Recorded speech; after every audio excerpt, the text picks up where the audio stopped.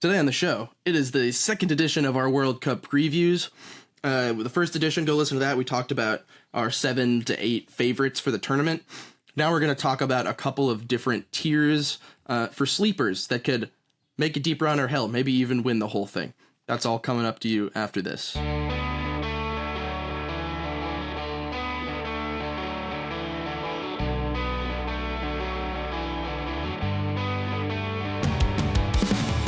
Live from San Jose, California, and Brooklyn, New York, it's the Navy Thursday Podcast World Cup edition.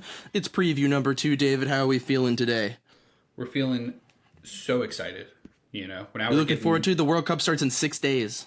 6 days, that's it? We're almost there for the kickoff at the Azteca, Mexico, and South Africa. Ironically, the opening match of the 2010 World Cup as well in Johannesburg. Anyway, we're here to talk about some sleepers, some teams below the elite that we think have a real chance at making a deep run in the tournament. Go check out our social media stuff. We have our full aggregate power rankings heading into the tournament up so you can kind of get an idea of who we like and don't like from there. But there are going to be some differences in who we pick out here. I have a tier right below the Dutch here. I have them on my own tier. And I have Croatia and Morocco. I don't think those qualify as sleepers because we've seen them do it as recently as 3.5 years ago. Croatia has finished second and third in the last 2 World Cups. And we know that they're really hard to beat. And Morocco has had a little bit of drama switching coaches, Regragui leaving just a couple of months ago. But with the roster they have and, you know, a kind of well-worn style of play, and they are technically the AFCON champions heading into this tournament, although we're not going to get into all that.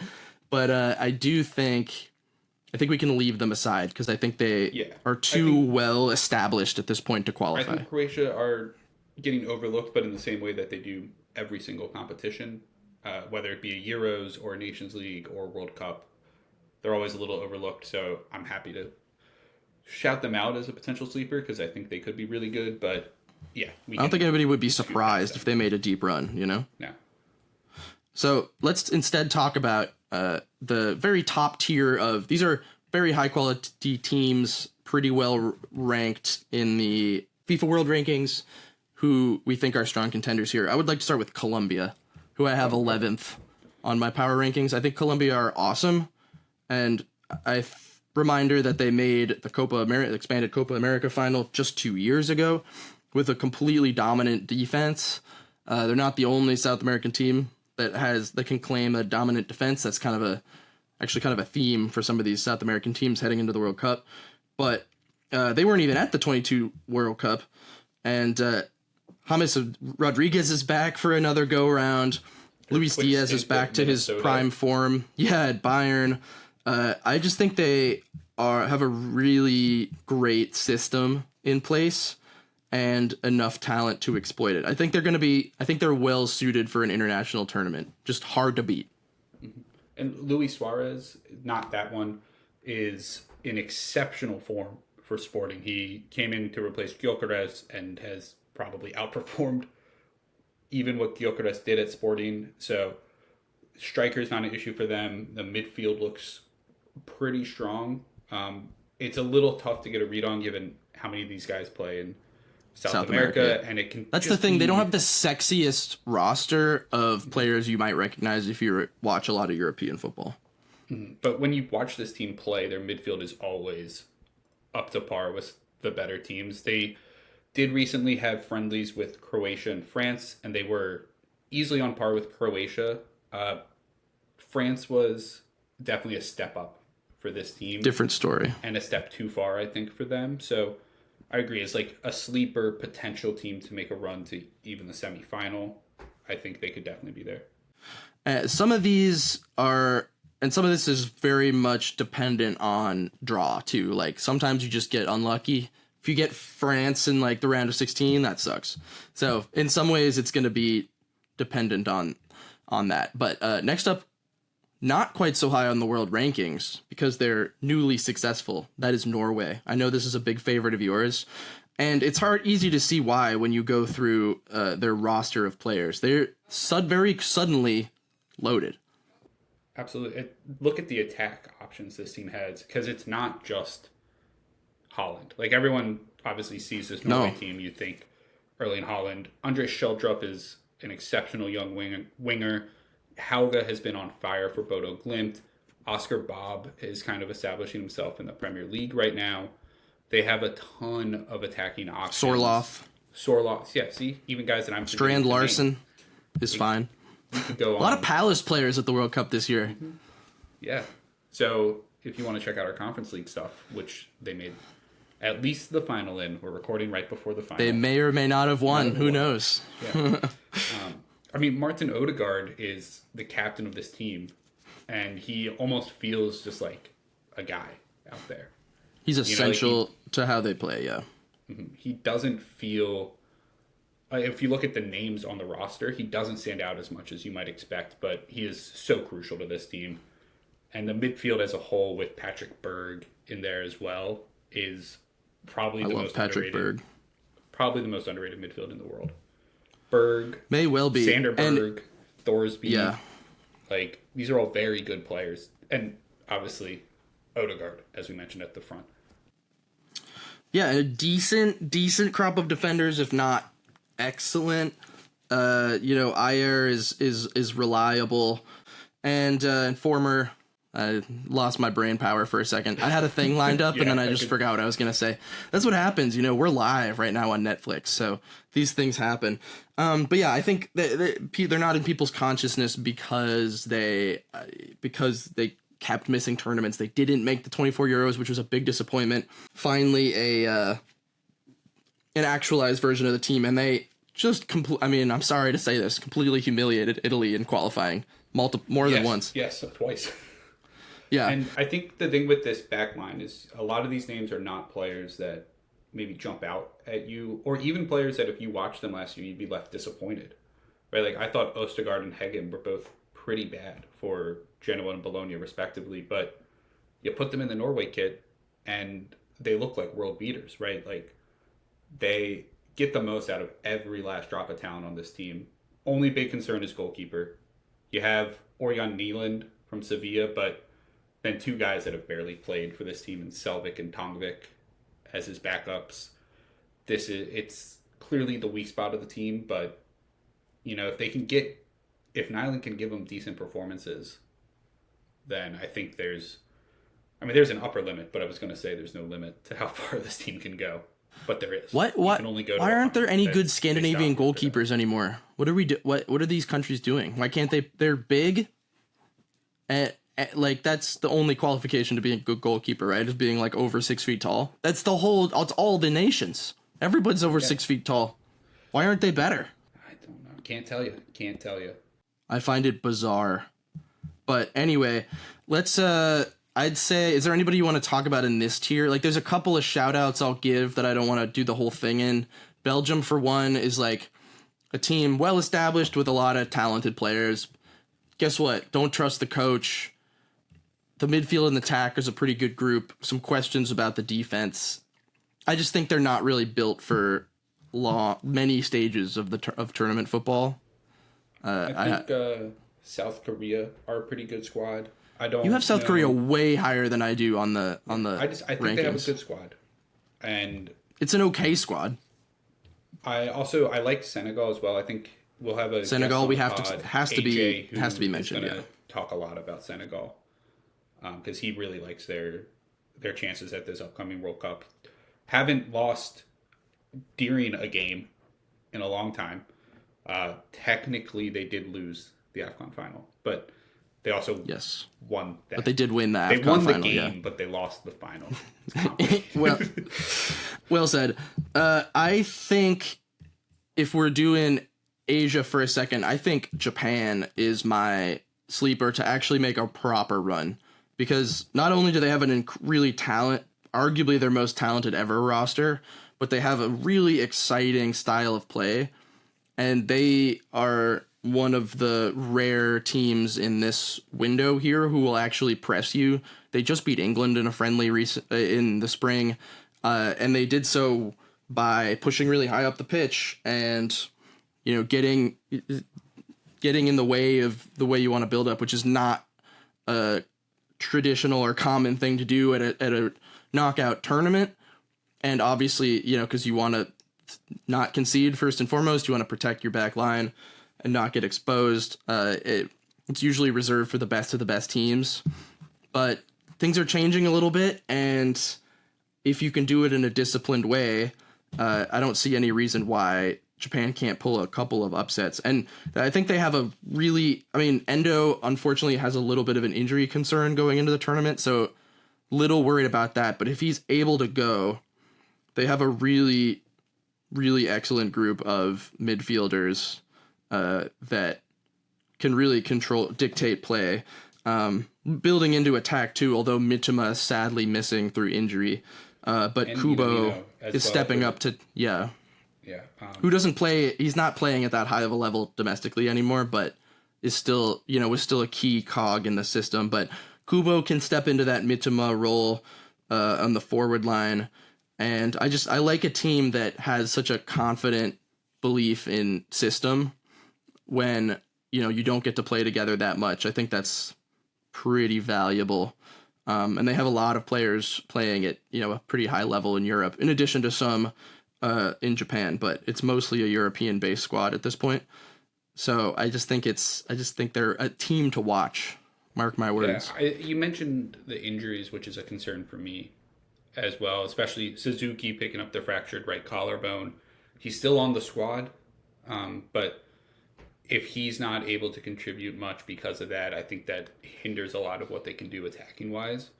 But if they're able to get fully healthy for this World Cup and Endo and Suzuki are able to play to their potential levels, then I would agree with you that they're definitely a team that can make a deep run.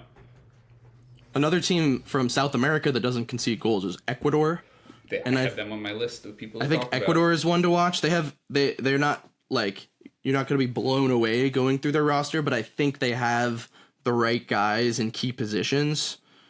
And they are another team that they've had a really good couple of years from the Copa on through qualification. And they are just really hard to break down and score against. And again, number one thing in tournament football. So they can stay in games and I think advance in the right conditions. They've only conceded 4 goals in their last 10 games. Yaboa and Valencia are still kind of contributing for this team up front, which gives them, I think, some level of confidence, right? That they have quality players to finish for them, even though Valencia's 36. They are still a little bit reliant on older players, which could be a concern, but when you're only conceding a goal at most per game, I think that gives you some faith. And they have the most players named Caicedo of any team in the World Cup, so that's something to consider also, as well. Keep an eye out for Kendry Paez. He's already played 24 times for them, midfielder, River Plate, 19 years old. He could absolutely be on our star breakout options list. No spoilers. We haven't talked about Uruguay, of course, managed by the legend Bielsa. They've been weirdly struggling to score goals recently this spring in friendlies and stuff. I wonder why. Look at their striking option. But, yeah, look, Darwin is Darwin. They have really exciting midfielders, including Valverde, who can fill in for some of that forward vacuum. But in terms of style of play, if you like the high-intensity pressing, this is one, and you're not that familiar with Uruguay, this is one, and along with Japan, these are games that you want to highlight, I think, because they're just going to play differently than you're used to seeing teams play at these knockout tournaments. Another one I'm going to highlight for that same thing is Austria, because Ralf Rangnick has totally turned that federations group around. They're not that different a squad from when they were absolutely fucking boring as hell to watch. And now they're really, really exciting and just a lot of fun. I don't think they're suited to go super deep, but...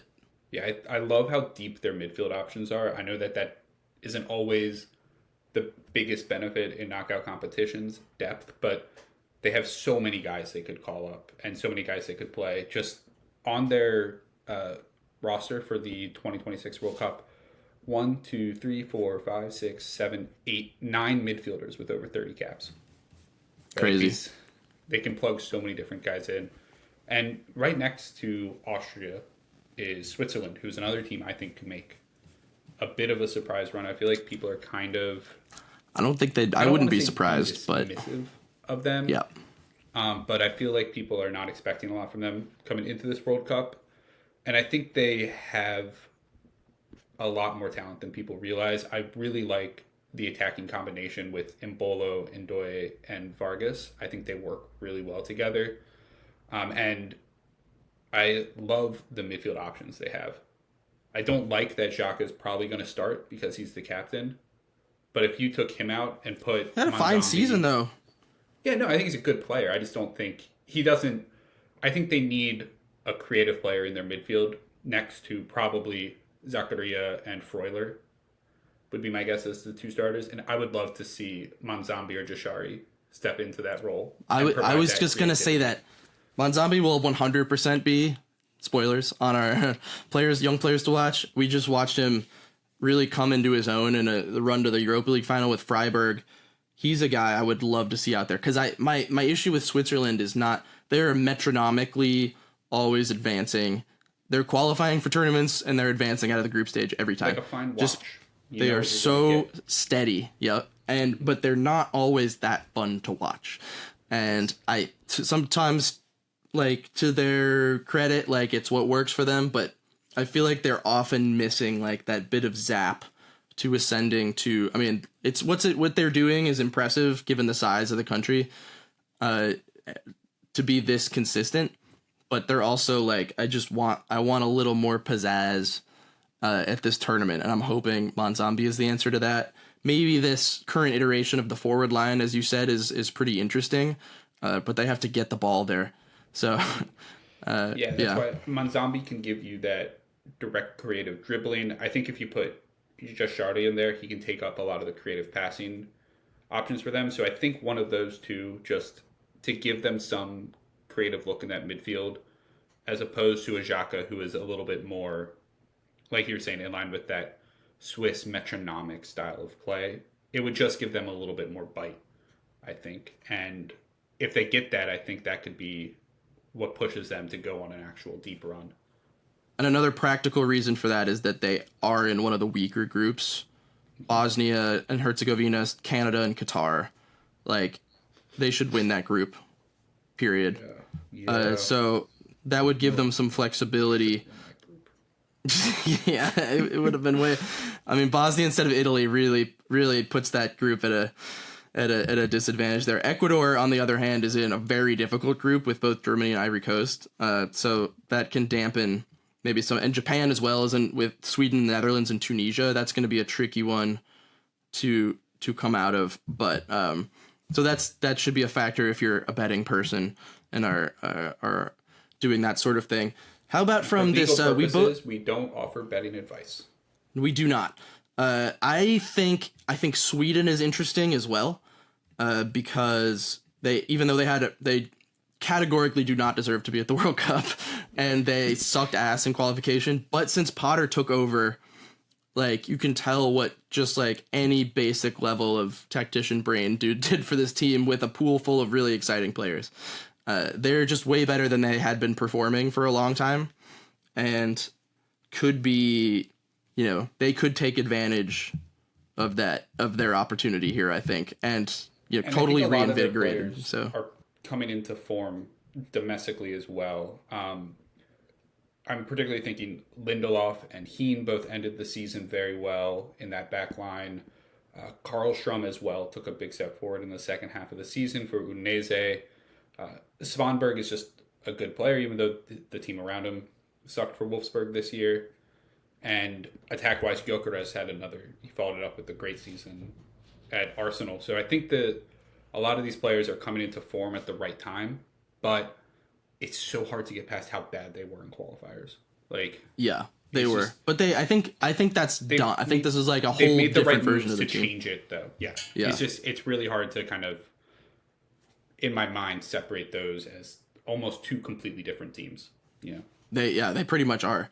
Lastly, in this tier, I will just briefly mention Turkey, because they have an unbelievable group of forwards, including Arda Güler, who's kind of broken out the last couple years. I just don't have questions about the defense, and they're just maximizing their attacking strengths. I don't know if they're actually deep or equipped to go on a long run, but they do have the talent to surprise at a couple of stages. And Montella has not...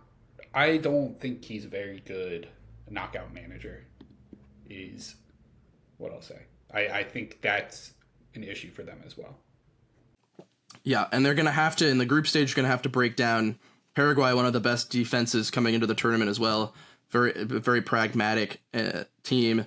Australia will play them on the back foot, and then the U.S. at home. So there's a world in which they shit the bed. I think they're coming out of that group, but I don't. But they do have the talent to, they made the Euros quarters and were a tough out by the Netherlands in that. Like, they have, there's a world in which they harness something, but I don't know if this is the group to do captains, which feels like a couple too many. Okay, finally, is there anybody from that? We just covered a lot of the team, basically all the teams in the 8 to 21 range on my personal power rankings, and then Korea, who I have way down in 28th. I don't know why you like Korea so much, but anybody from there on down that really stands out to you. There's teams that I like.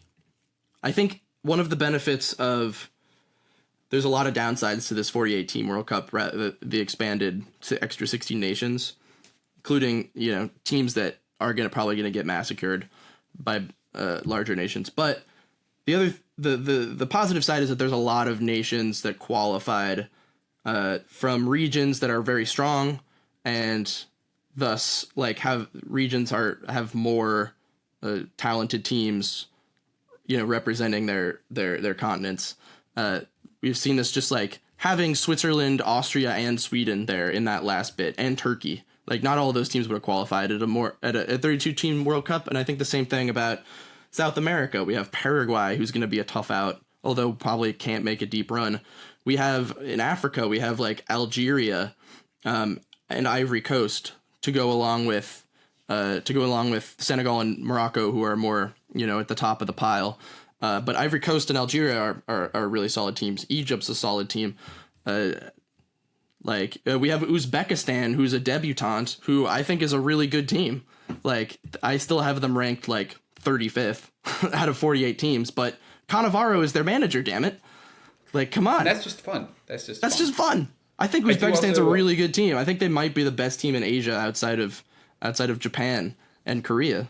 I'm not counting Australia. Yeah. I have the U.S. and Canada just a little outside of that group that we talked about. I do as well. They're talented teams. I think the U.S. has a bit of an injury crisis that is going to cause them serious issues. The midfield looks scary. But I do also think World Cups have been used as propaganda tools in the past, and sometimes home nations get some extremely favorable calls and decisions to go their way. And I think there is a non-zero chance that some people decide to give the U.S. some favorable calls and decisions to help them advance in a knockout competition. Am I saying it's going to happen? No. Would it surprise me? No. If they make the semifinal off the back of a couple interesting decisions during a knockout phase, I wouldn't be surprised. I like the Canada team. I like the Canada team. I think I have them ranked too high. Yeah. Yeah. I think I have them ranked too high. But I think they also, part of what makes Canada really strong is that if you are worse than Canada, they will beat you. They do not lose to teams that are not better than them. And they're fun. They're another team that's just a good watch. If you want to see some Ranić, Bielsa shit, watch Jesse Marsh's Canada. They have a clear identity. They're not as talented a roster as some of U.S. or Mexico, and should probably be more talented than Mexico right now. I don't think they're more talented. The Mexico team is confusing. We're going to do a separate CONCACAF episode, but I hate this Mexico squad. I don't like it either. That said, I want to shout out two teams that I think are probably not going to win a game. Yeah. But if they do, I think we should shout them out as potential sleepers. One we're doing a full episode on, and that's Jordan. And part of the reason I say that is just because they remind me a lot of the Saudi Arabia team from the last World Cup. And that Saudi team beat Argentina in the first game, right? And this Jordan team they've beaten Saudi Arabia multiple times. They went to the final of the Arab Cup. They looked great throughout AFC qualifiers, finishing in a traditional qualifying position. So they're not here because of the expanded tournament. They would have qualified any year since they moved to the 32-team World Cup. So I think they're going to be overlooked, and they're in a brutal group with Austria, Algeria, and Argentina. So I don't expect them to get a win, but I think talent-wise they are much better than people would think. I also think South Africa I don't think they're a great squad, but I think they are a team that can cause other people problems. And part of the thing is, like, people don't know any of the players on this team, right? Like, they're almost all playing in South Africa. You have a couple of guys in Europe and a couple guys in the MLS. And I think the South African League is just better than people realize. Malomdi Sundowns and Orlando Pirates are two of the best teams in Africa. And they will show up for this. They're always a fun team to watch. They're defensively sound, typically. They've had a couple stinkers. I'm thinking about Zimbabwe, where they let up a couple goals to a very weak team. But they cruised through qualifiers. They beat Nigeria pretty easily. Well, I think they drew Nigeria, but they beat them in the table pretty easily. Yeah, they finished ahead of them in the table. Yeah, Nigeria had a bit of a disaster in the qualifying campaign, but at the AFCON groups, they were very competitive with Egypt, and Cameroon, even though they didn't get particularly far in the competition. So I think they're just a team that's going to be overlooked.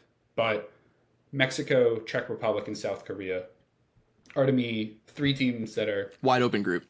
They're better than South Africa, but any of those three teams could lose to South Africa.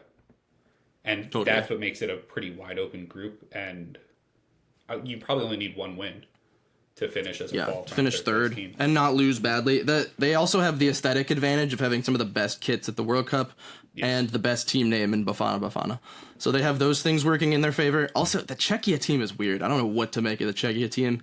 Could go any way with them. They mystify me.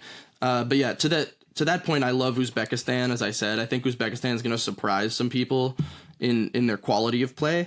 And they also, like, it's tough to draw Portugal and Colombia, but if they can avoid getting killed by those teams and like only lose a couple of goals, then beating Congo could put them, Congo's a solid squad too. But that could put them in the mix for the third place qualifying.